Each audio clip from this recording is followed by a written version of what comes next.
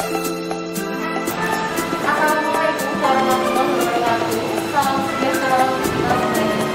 Kembali lagi bersama kami bersama podcast Tiga Santun Surabaya Generasi Cerdas. Baik, sebelum memulainya podcast kali ini, saya akan memperkenalkan diri.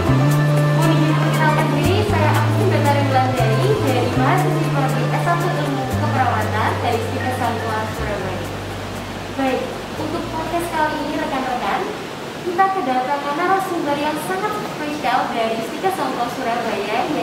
Beliau adalah Laksamana Pertama Purnawirawan Dr. Afif Sri Suhardiningsih, Sarjana Keperawatan Magister Kesehatan. Selamat siang Ibu. Selamat siang Mbak Agustin. Bagaimana Ibu kabarnya hari ini? Puji Tuhan, sehat, bersemangat. Baik, sebelumnya saya ucapkan banyak terima kasih sekali Ibu karena telah berkenan hadir di podcast kita kali ini. Baik, podcast kita kali ini Ibu sangat spesial sekali karena bertepatan dengan Hari Kartini di Stika Sangko Surabaya pada tanggal 21 April 2022. Baik, untuk podcast kali ini mungkin temanya berbeda dengan sebelumnya ya Ibu. Mungkin ada bau-bau tentang wanita sepertinya, tentang generasi muda wanita tentunya. Baik, untuk rekan-rekan di rumah mungkin ingin tahu lebih lanjut tentang Ibu Ake sendiri, mungkin dari Ibu Ake ingin berbagi pengalaman tentang riwayat hidup, lalu pengalaman masa kecil, dan nantinya juga akan memotivasi para generasi muda wanita di rumah maupun di Indonesia. Baik, terima kasih Mbak Agustin bahwa siang hari ini dalam prospek Stika Sangko Surabaya bertepatan dengan kita merayakan Hari Kartini ya, tanggal 21 April, di mana momen ini di Stika Sangko pun selalu kita peringati ya. Kita pada tanggal 21 April selalu menggunakan busana nasional dengan harapan apa yang menjadi cita-cita Kartini juga menjiwai kita para generasi penerusnya. Karena saya termasuk salah satu pengagum Raden Ajeng Kartini yang luar biasa, yang membuat kita, kebetulan kita sama-sama wanita ya Mbak Agustin, bahwa kita bisa seperti ini tentu karena jasa-jasa Raden Ajeng Kartini yang sudah memperjuangkan agar kaum wanita juga memiliki hak yang sama untuk memperoleh pendidikan. Dan kita sekarang sudah terbuka bagi wanita untuk mengenyam pendidikan setinggi-tingginya dan juga berkarir setinggi-tingginya. Demikian ya untuk tema hari ini. Selanjutnya kalau tadi ditanyakan bagaimana riwayat saya gitu ya untuk mengenal lebih jauh, saya dilahirkan di kota kecil di ujung timur agak ke selatan juga ya dari Yogyakarta, yaitu daerah Gersang dulunya, Gunung Kidul, 63 tahun yang lalu ya. Kemudian saya anak kelima dari 7 bersaudara, dan sebagaimana anak-anak di desa pada umumnya, kami waktu itu juga berkembang dengan bermain dengan teman, lebih banyak bermain dengan alam ya.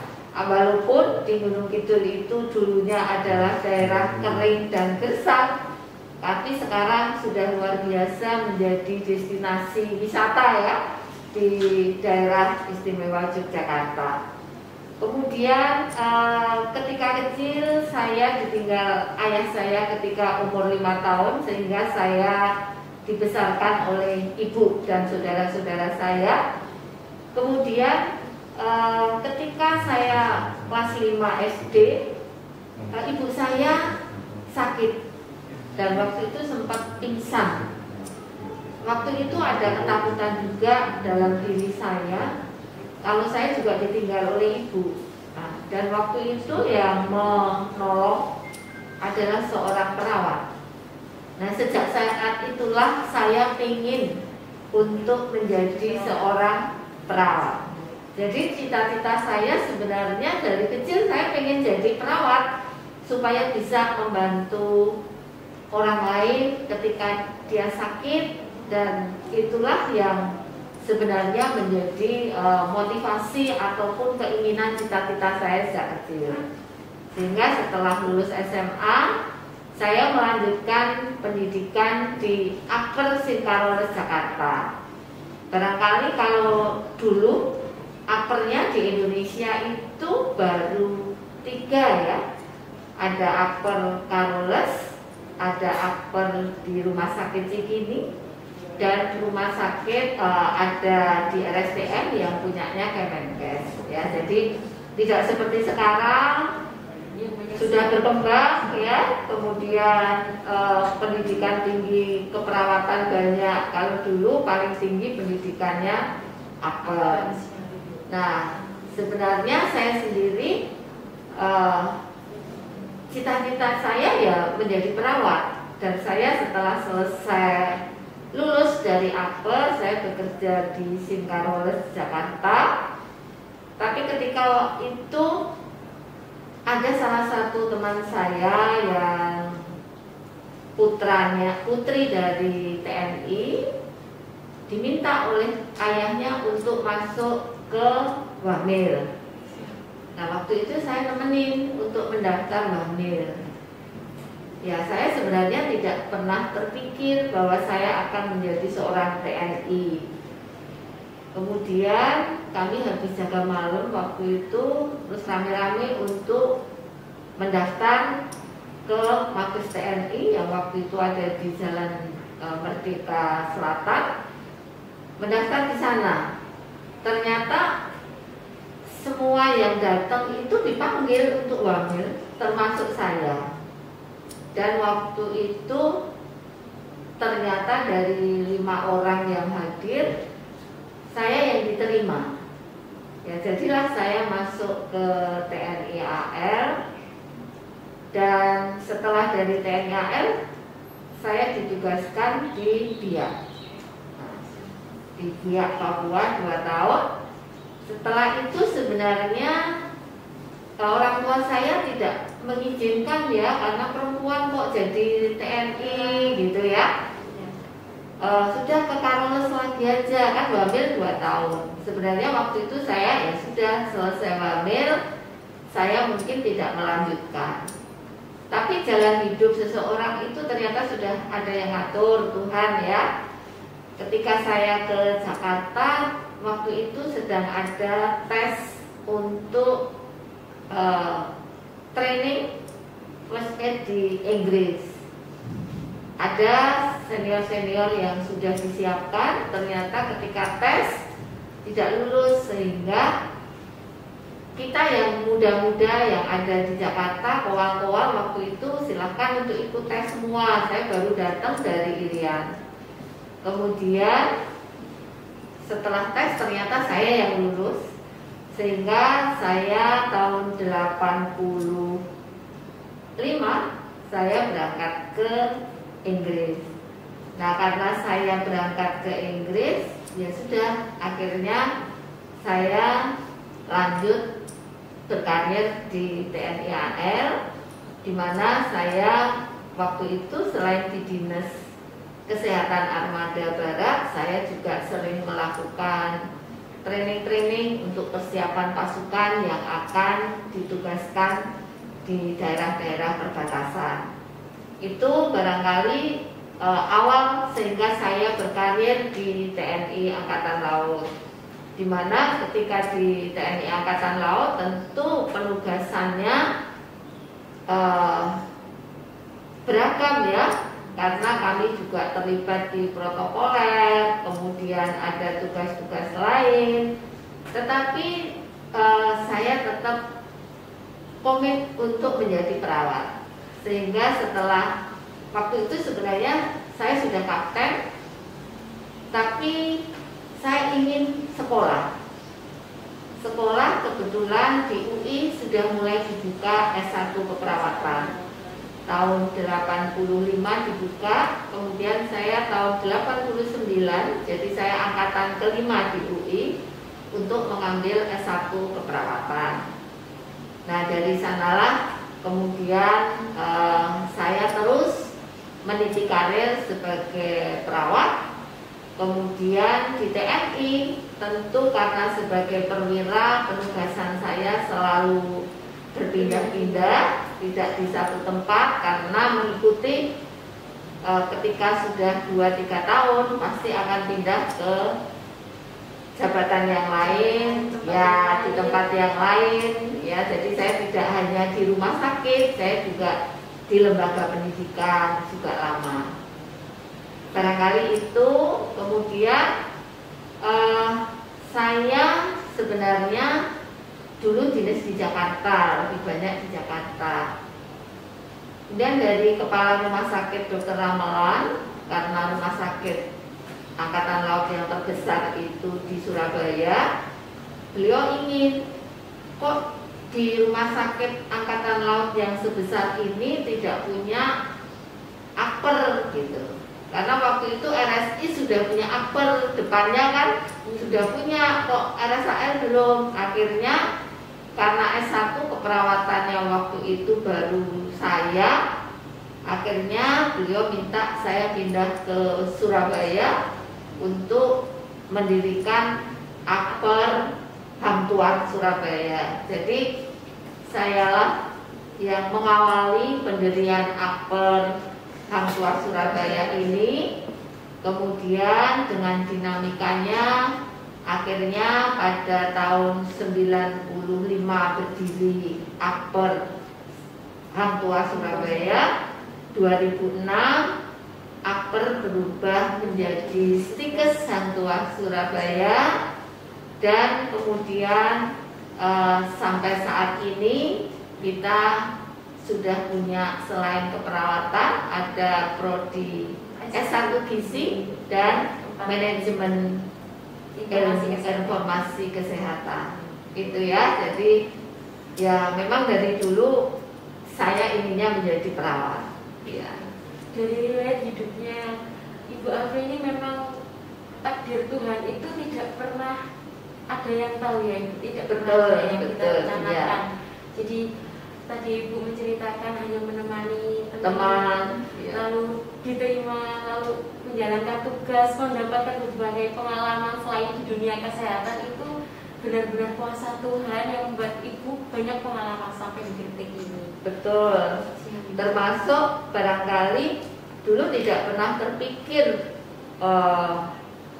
bagi saya akan bisa menjadi S2, S3, apalagi menjadi laksamana, karena saya selain perempuan, saya juga seorang perawat gitu ya. Biasanya kan dokter. Nah, apalagi pada waktu itu perawat itu tidak berkembang seperti saat ini.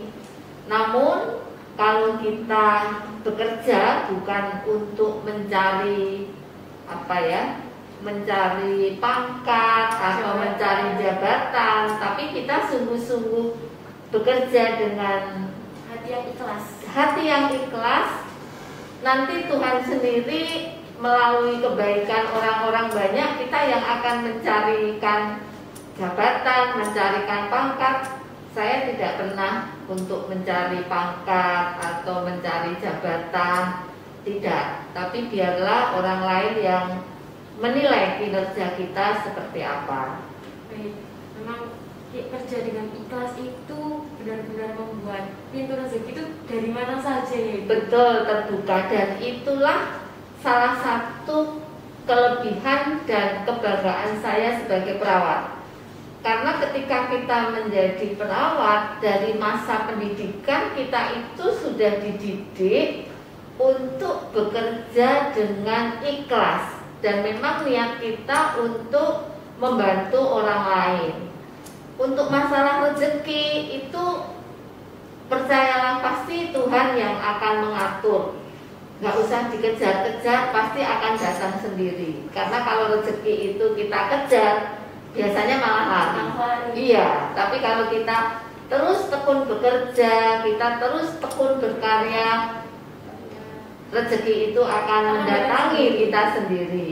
Dari pintu mana saja. Iya, betul, betul, iya. Itu memang sudah apa ya, menjadi nasihat orang tua. Iya, dan itu betul-betul nyata gitu ya. Jadi saya selalu menyampaikan kepada para mahasiswa, kalau ingin menjadi perawat atau tenaga kesehatan itu niatnya dulu harus ikhlas. Jangan mau cari kaya, rezeki dan sebagainya kalau mau menjadi tenaga kesehatan, karena kita itu membantu sesama yang menderita. Jadi memberikan pelayanan yang terbaik. Dan ternyata barangkali ya karena doa-doa orang yang kita layani itu kita menjadi apa ya, hidup itu menjadi bermakna, hidup itu menjadi penuh syukur, dan rezeki itu tidak sama dengan uang atau rupiah ya. Rezeki sehat, rezeki teman banyak, rezeki ya kita selalu dalam perlindungan Tuhan, itu juga rezeki gitu ya. Jadi rekan-rekan nanti untuk yang mau jadi perawat atau tenaga kesehatan, bahwa modalnya kita itu hati harus ikhlas bekerja. Dan saya juga menasihatkan perawat itu kerjanya berat, tetapi itu adalah tugas yang mulia. Siapa saja, agama siapa saja pasti menyampaikan bahwa pekerjaan perawat itu ibarat mengumpulkan tiket ke surga. Tapi tiketnya akan hangus ketika kita menjadi tidak ikhlas. Maka jangan mau rugi. Kita sudah capek, sudah bekerja keras, tetapi tidak kita landasi keikhlasan, dapatnya apa? Capek, akhirnya mengeluh. Akhirnya kalau sudah mengeluh, itu sudah mengurangi semangat. Dan akhirnya kerjanya juga terpaksa ya. Kerjanya terpaksa dan juga akan capek di badan. Tetapi kalau kita mengerjakan sesuatu dengan ikhlas, dengan sukacita, dengan senang hati, maka pekerjaan yang berat pun terasa ringan, terasa happy. Nanti kalau Mbak Agustin sudah menjadi perawat, akan merasakan bagaimana perasaan senang, gembira ketika pagi-pagi kita menyapa pasien yang kemarin tersenyum saja tidak bisa, bangun tidak bisa, ternyata pagi-pagi sudah bilang selamat pagi suster. Aduh, itu rasanya kita ikut bahagia, ikut senang. Padahal juga kita tadinya nggak kenal kan dengan pasien, tapi kita ikut merasakan bergembira karena ya ada kegembiraan yang tidak bisa kita gantikan dengan uang atau apa. Nah, barangkali itu juga yang memotivasi teman-teman kenapa kok kita masih tetap bergelut dan bangga ya. Kalau saya bangga menjadi seorang perawat. Ya, kalau dari saya sendiri juga memang menjadi mahasiswa keperawatan itu suatu anugerah.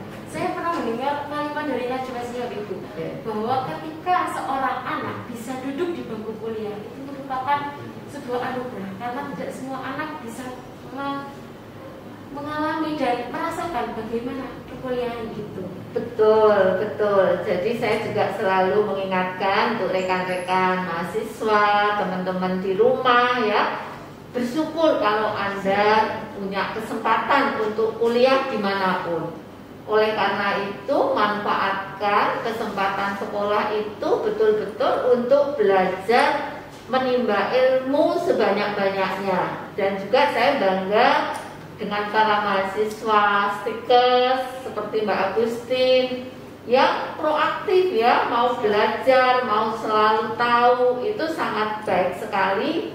Dan negara kita sangat membutuhkan generasi-generasi muda yang kreatif, yang inovatif, yang mau bekerja, mau berbuat sesuatu, tidak hanya menunggu ya, tetapi kita benar-benar ingin berperan sebagaimana cita-cita Ibu R.A. Kartini ya, kita generasi muda Kartini ini untuk selalu berkarya. Ya. Karena dari ceritanya Ibu Kartini pun menceritakan bahwa beliau ini sangat memperjuangkan hak-hak wanita itu yang dulunya tertindas, yang dulunya hanya tahu rumah, dan sekarang wanita bisa leluasa untuk berpendidikan, untuk berprofesi menjadi apapun seperti apa yang mereka mau itu. Betul, hanya untuk wanita semuanya perlu saya ingatkan. Boleh wanita tetap berkarya, tetap berkarir, apapun, tapi jangan lupa juga kodratnya sebagai seorang wanita itu adalah seorang ibu. Artinya bahwa kita juga tetap harus tahu bagaimana mengurus rumah tangga, mendidik anak-anak, dan ibu rumah tangga di rumah itu tidak kalah mulianya dengan wanita yang berkarir di luar rumah. Kenapa? Karena mendidik putra-putri dengan baik, menghantarkan putra-putrinya bisa sukses, bisa menjadi manusia-manusia yang berguna, itu juga tugas yang mulia dan sangat dibutuhkan. Jadi ibu-ibu rumah tangga di rumah yang tidak bekerja di luar pun itu juga sangat luar biasa, harus punya pengetahuan, pendidikan yang bagus supaya bisa mendidik putra-putrinya menjadi generasi penerus yang unggul sehingga mampu bersaing di era milenial ini. Siap Ibu, karena memang menjadi orang tua itu tanggung jawab seumur hidup. Betul. Saya. Iya. Karena tidak mudah menjadi orang tua. Karena suatu saat saya juga pernah berpikir saya juga tidak mungkin bisa seperti orang tua saya yang menjadikan saya seperti ini. Betul. Jadi benar-benar. Jadi orang tua itu adalah luar biasa. Terutama ibu ya, yang selalu mendampingi, yang selalu sabar, yang selalu memberikan support kepada kita anak-anaknya. Nah ini maka kalau saya, karena saya lebih banyak berbaktinya atau dibesarkan oleh ibu, maka waktu itu saya hanya berpikir begini, apa ya yang bisa saya lakukan untuk membahagiakan ibu saya. Maka untuk membahagiakan ibu saya adalah dengan saya belajar keras, bekerja keras untuk belajar dan memahami supaya apa? Ketika kenaikan kelas, kalau nilai kita bagus, apalagi kita dapat ranking, itu sangat-sangat membahagiakan orang tua. Maka disitulah, iya.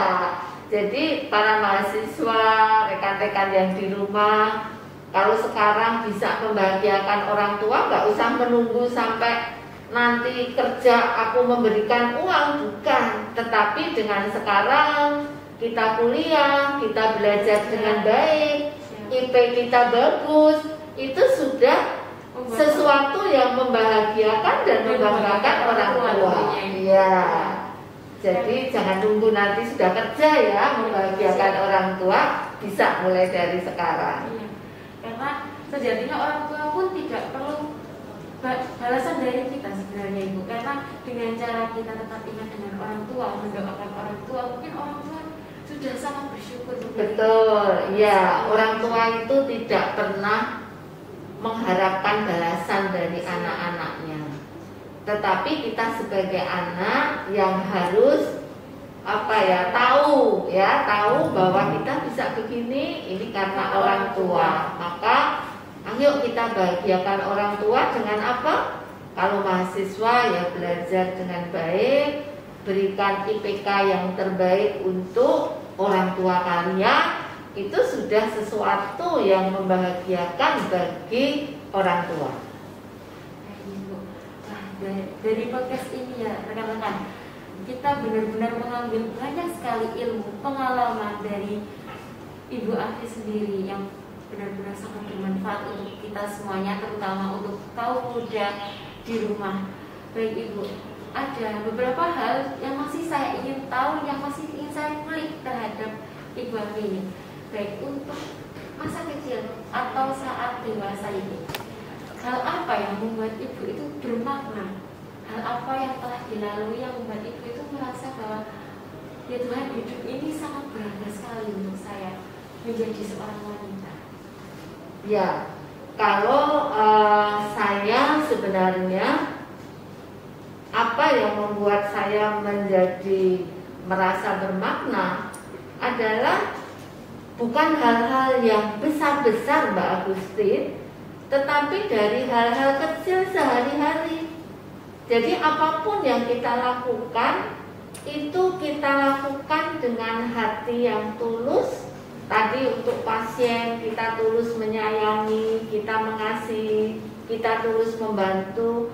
Ketika mereka sembuh, mereka bisa tertawa, mereka bisa berjalan lagi, itu sudah sesuatu yang bermakna.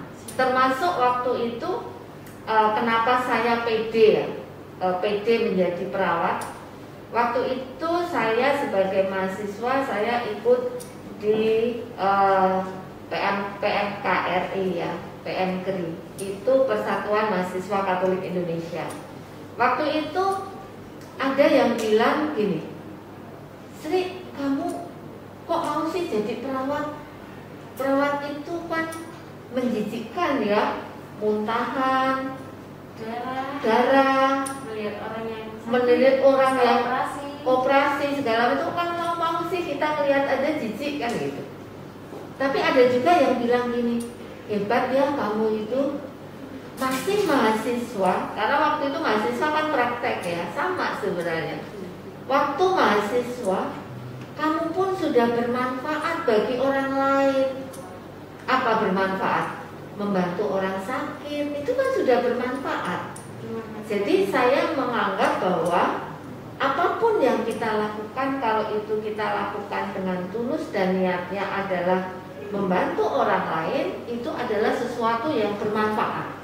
Jadi tidak perlu memikirkan yang besar-besar gitu ya. Wah jadi apa, tidak. Tetapi melalui kebiasaan yang tadinya bermanfaat dulu bagi keluarga tadi, menyenangkan orang tua, menyenangkan saudara, akhirnya lingkup luas lagi, menyenangkan teman, bermanfaat bagi teman, bermanfaat dari lingkungan. Akhirnya lama-lama kan kita itu terbiasa untuk mengisi hidup kita dengan hal-hal yang bermanfaat.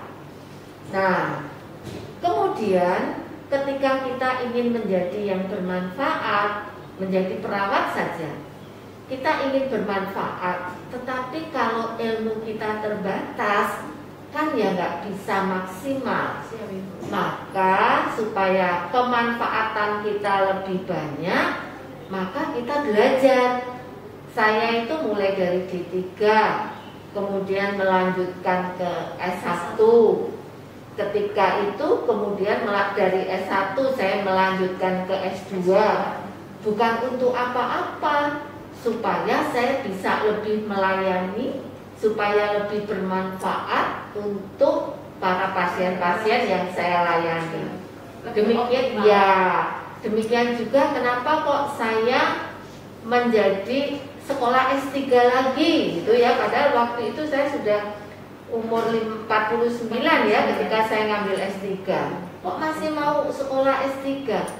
Ya karena saya menggeluti profesi perawat.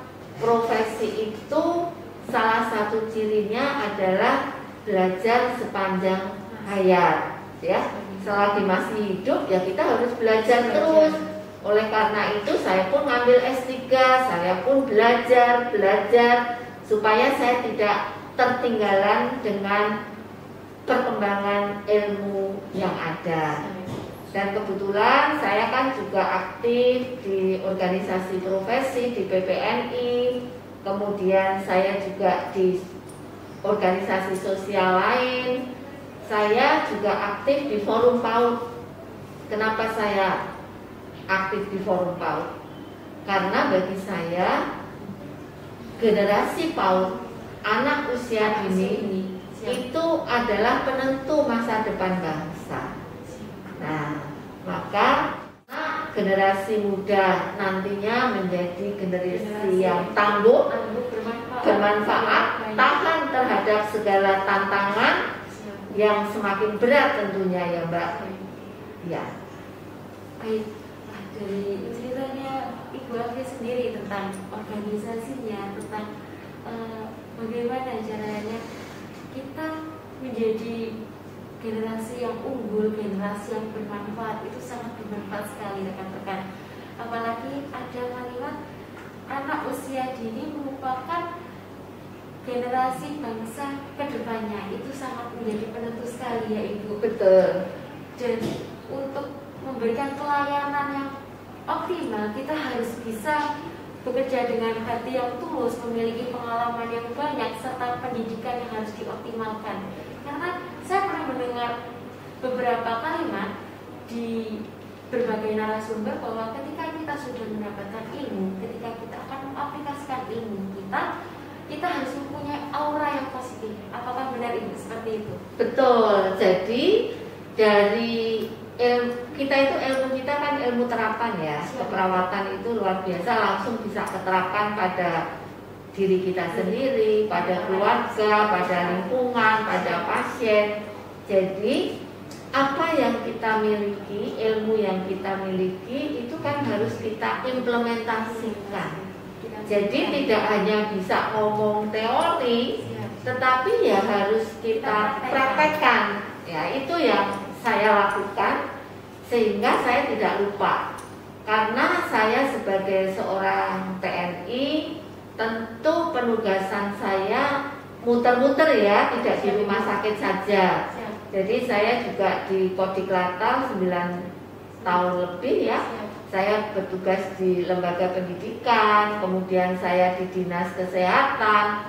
Artinya saya juga harus update atau mengikuti perkembangan keilmuan di bidang kemiliteran juga. Saya juga harus tahu dengan tugas-tugas yang ada. Tetapi saya sebagai perawat, saya pelihara karena saya sejak tahun 95 di Akper Hang Tuah ini, saya selalu tetap menjadi dosen di sini sehingga saya tidak tertinggal dengan keilmuan keperawatan yang ada di sini. Dan ilmu yang saya peroleh itu saya terapkan. Dan salah satu kuncinya Mbak, saya bersyukur jadi perawat. Kita diajari apa? Komunikasi terapeutik. Ketika kita menerapkan komunikasi terapeutik, itu saya tidak menerapkan hanya ketika saya dengan pasien, tetapi saya terapkan dimanapun saya berada. Dan ternyata dengan menerapkan teknik komunikasi terapeutik itu, ketika saya berkomunikasi dimanapun, kelihatannya orang bisa menerima saya. Dan juga tadi memberi efek terapi dengan orang yang saya ajak bicara. Nah, itu yang harusnya keunggulan-keunggulan dari ilmu keperawatan yang harus kita terapkan.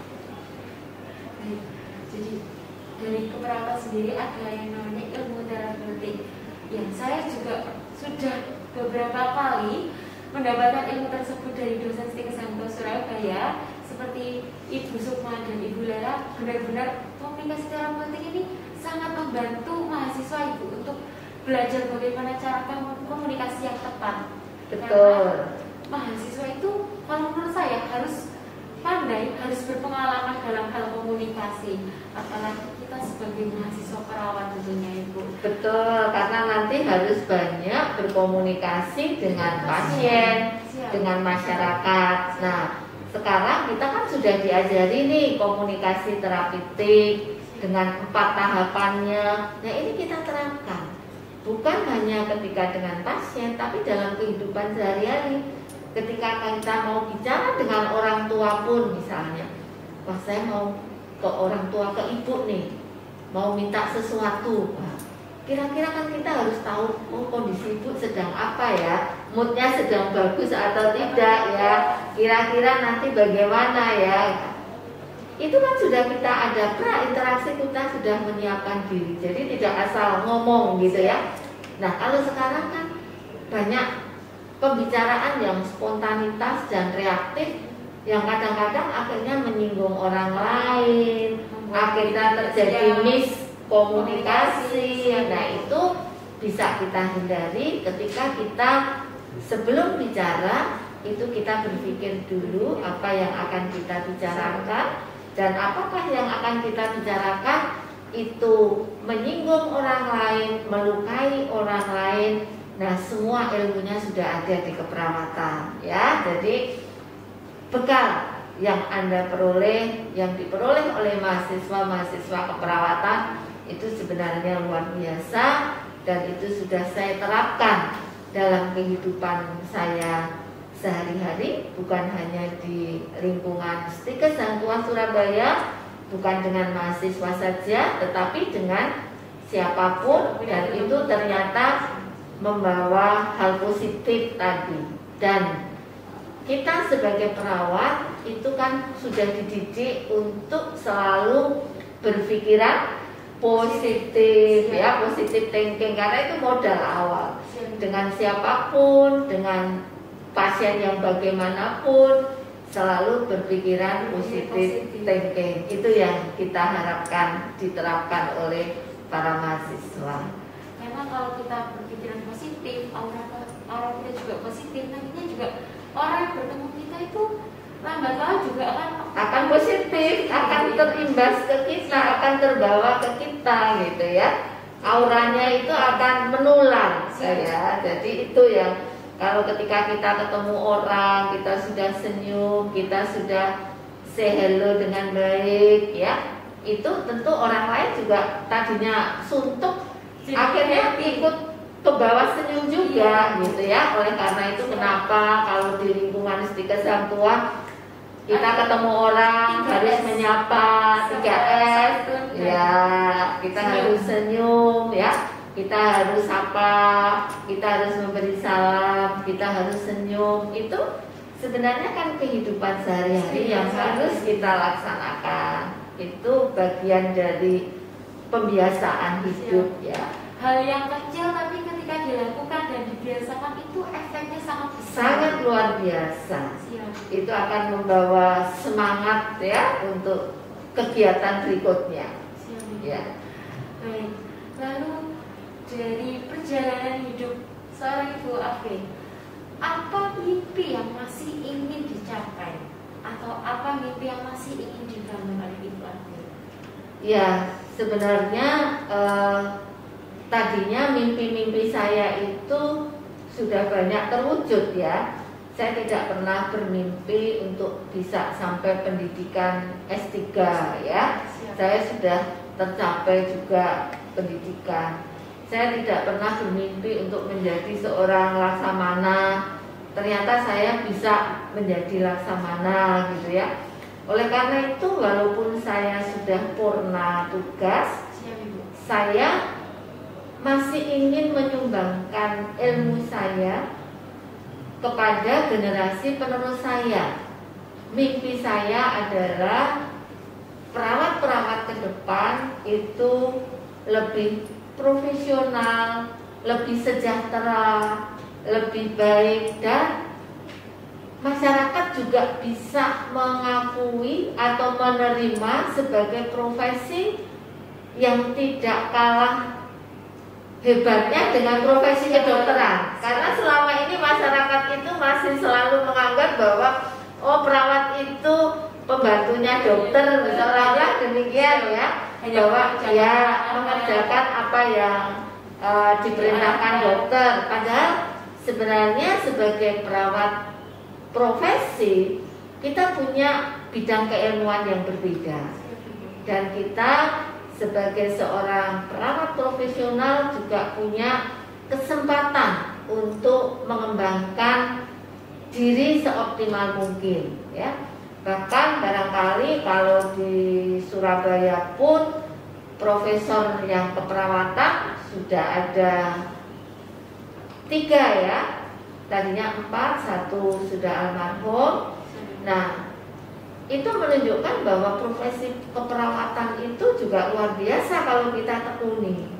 Jadi salah satu mimpi saya adalah nanti generasi-generasi muda perawat bisa banyak yang menjadi profesor, bisa menunjukkan sebagai profesi yang mulia, tetapi juga memiliki komitmen yang tinggi terhadap profesionalisme. Artinya jangan hanya ya pekerjaan saya ya begini, tetapi tidak ditunjang oleh keilmuan yang memadai.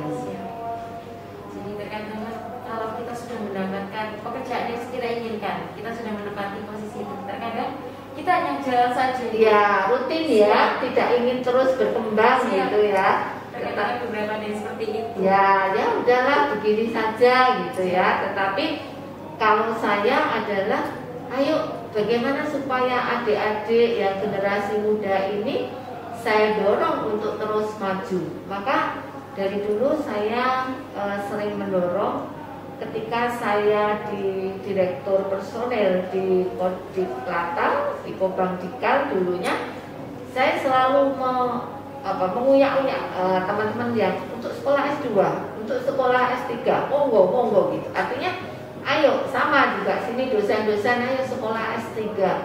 Karena dengan peningkatan pendidikan maka nanti juga akan berdampak pada semakin baik dalam melakukan pendidikan pada mahasiswa untuk generasi muda kita ke depan menjadi semakin baik. Karena selagi kita masih memiliki sehat walafiat ya Ibu ya, harus bermanfaat ya. Bisa bermanfaat, Ya, betul. Mengembangkan diri itu sangat penting berarti. Betul, ya. Karena kan terkadang kalau orang sudah selesai S1 ya sudah, sekarang saya kerja.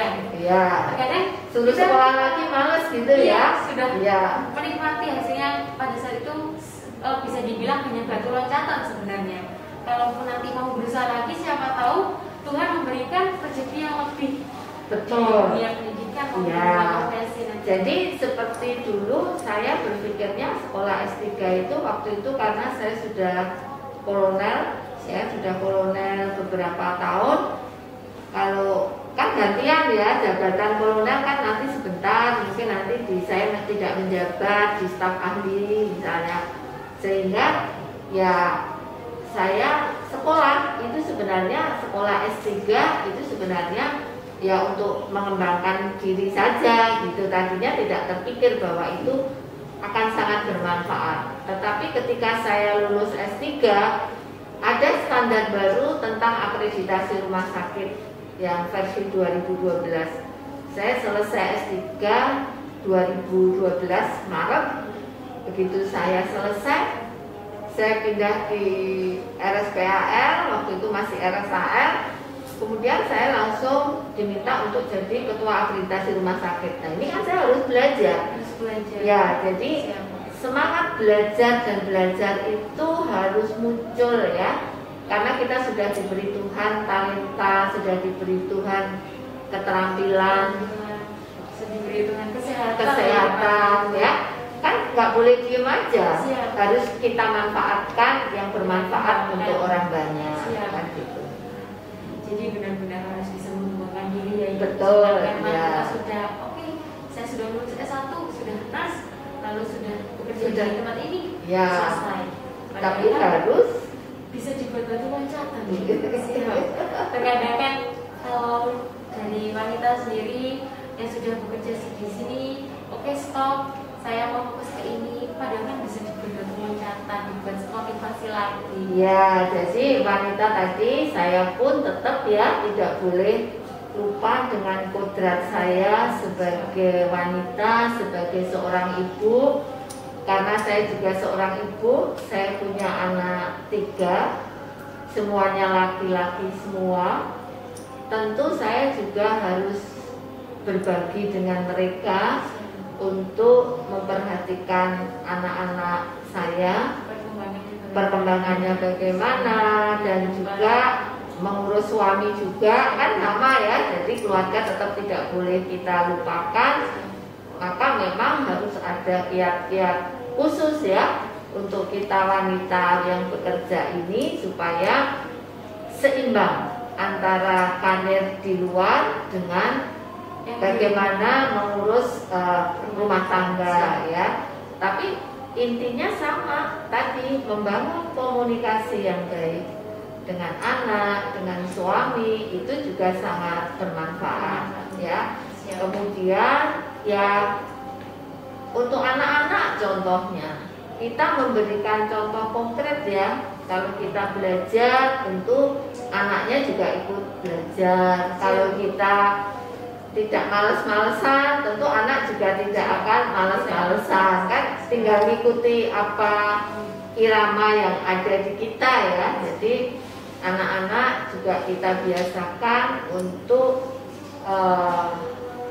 melakukan ya, belajar, mengembangkan diri juga. Itu yang kita lakukan, dan saya bersyukur tadi di keperawatan kita ilmunya banyak, tumbuh kembang anak juga banyak, sehingga ketika anak-anak saya kecil kan saya menerapkan, ke pasien diterapkan, masa ke anaknya nggak diterapkan. Jadi bagaimana menstimulus tumbuh kembangnya supaya mereka bisa optimal. Jadi apa tadi ya, karena ini Kartini muda, tapi Ibu Kartini juga mengingatkan perempuan itu sebagai pendidik bagi putra-putrinya untuk menjadi generasi penerus yang luar biasa juga, yang unggul ya.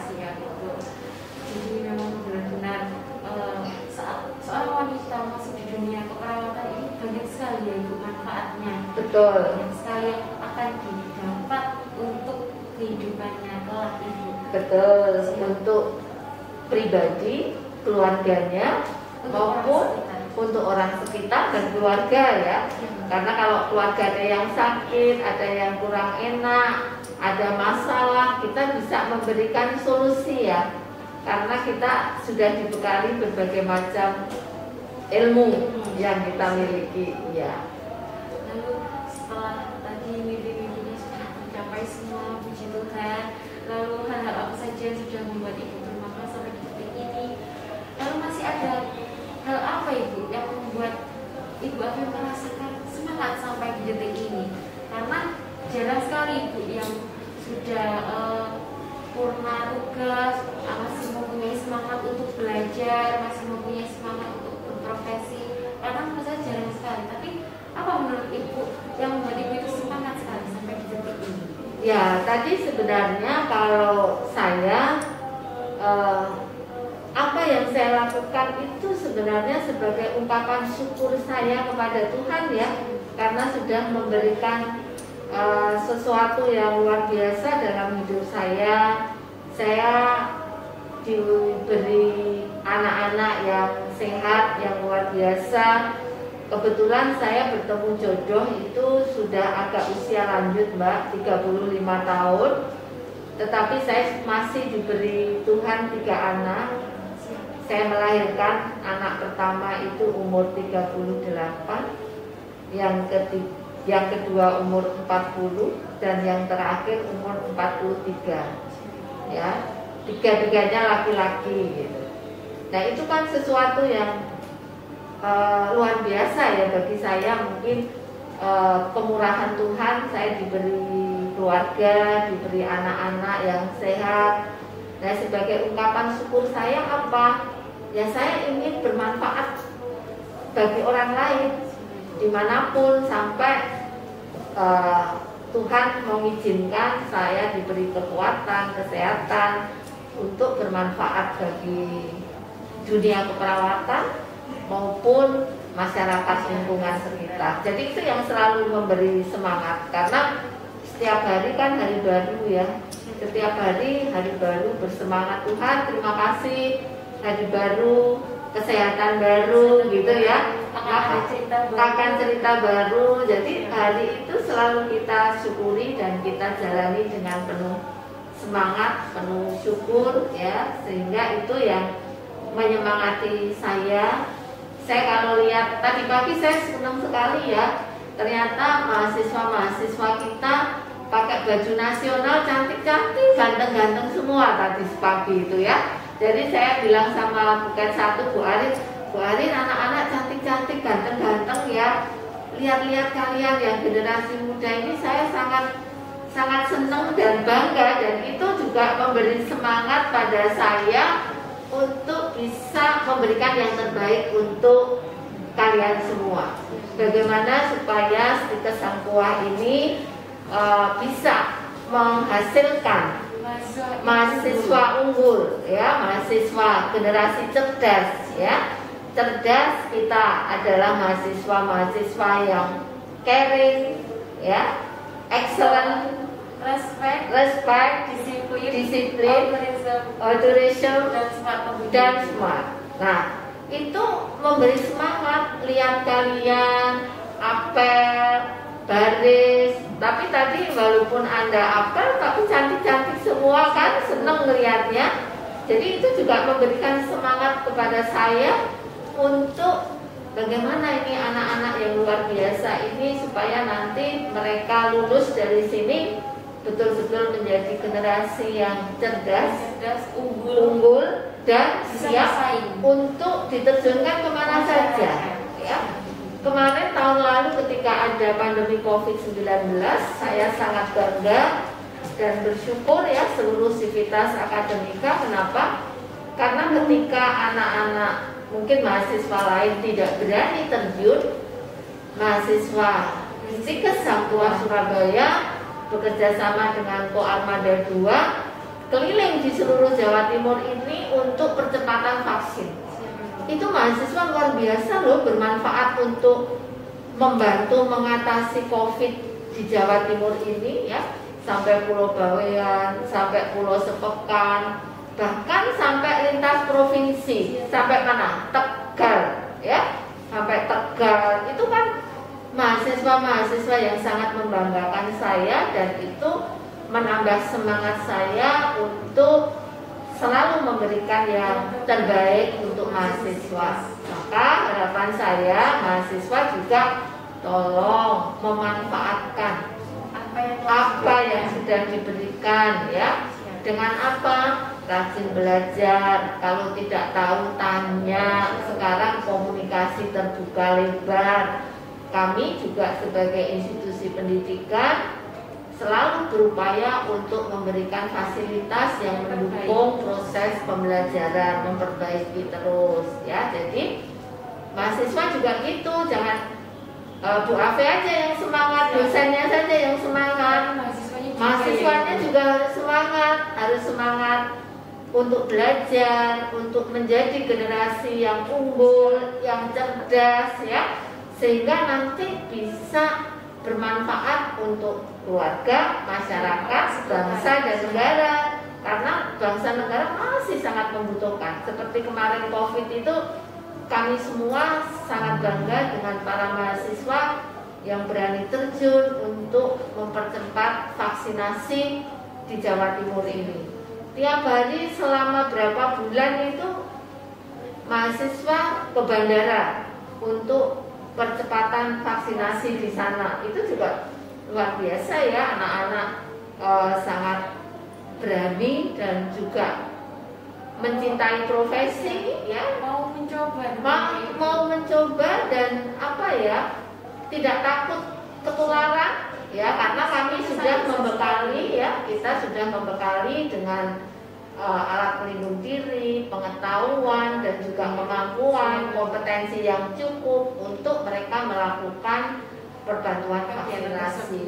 Ya, ini luar biasa. Itu yang juga menyemangati ya, mahasiswa yang generasi penerus yang luar biasa. Karena kalau bukan dari mahasiswa, siapa lagi Bu yang akan membawa nama Stikes ini? Betul, iya.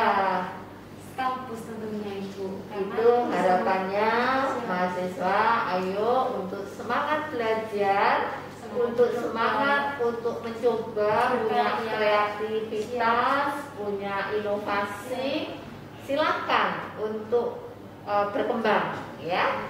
Karena tentunya berkarya itu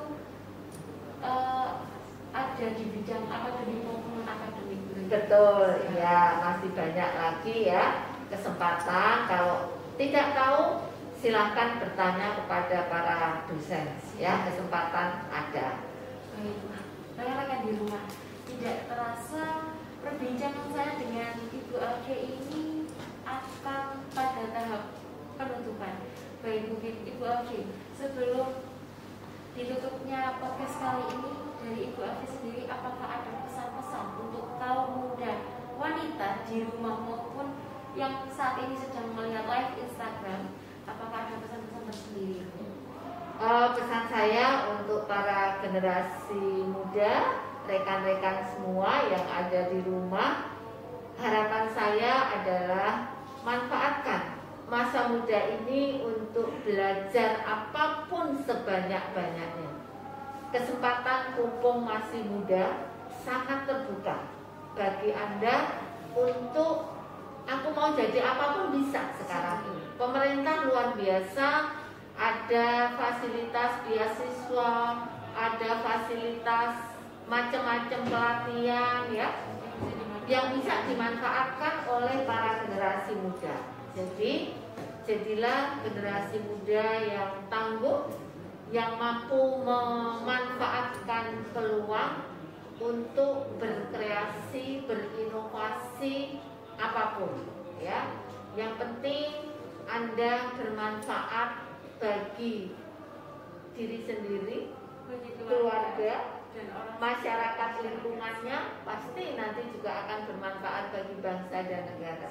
Dimulainya dari situ. Kalau kita sudah di situ sudah mulai tumbuh kesadaran untuk selalu bermanfaat, maka setelah mencapai sesuatu pasti akan ingin lagi belajar. Apa ya supaya saya lebih baik lagi, lebih baik lagi. Betul. Ya. Baik rekan-rekan yang ada di rumah, menurut saya podcast kali ini sangat berkesan sekali dengan Ibu Ketua Kesehatan Surabaya, Ibu Abisri Swaningsi. Karena menurut saya tidak hanya ilmu dan pengalaman, tapi motivasi yang ada di dalamnya membuat kita sebagai seorang mahasiswa maupun mahasiswi bisa mempunyai semangat untuk mengembangkan diri agar menjadi mahasiswa yang lebih unggul ke depannya. Baik, sekian dari podcast hari ini. Nantikan podcast berikutnya bersama podcast Tingkat Saham Surabaya, Generasi Cerdas. Sekian dari saya, Agusti Batari Wulandari selaku MC podcast pada hari ini. Wassalamualaikum warahmatullahi wabarakatuh. Tua Surabaya siap melanjutkan perjuangan Ibu R.A. Kartini, mendidik generasi muda Kartini menjadi tenaga kesehatan yang profesional, yang mencintai profesi, bangsa, dan negaranya. Selamat merayakan Hari Kartini tahun 2022.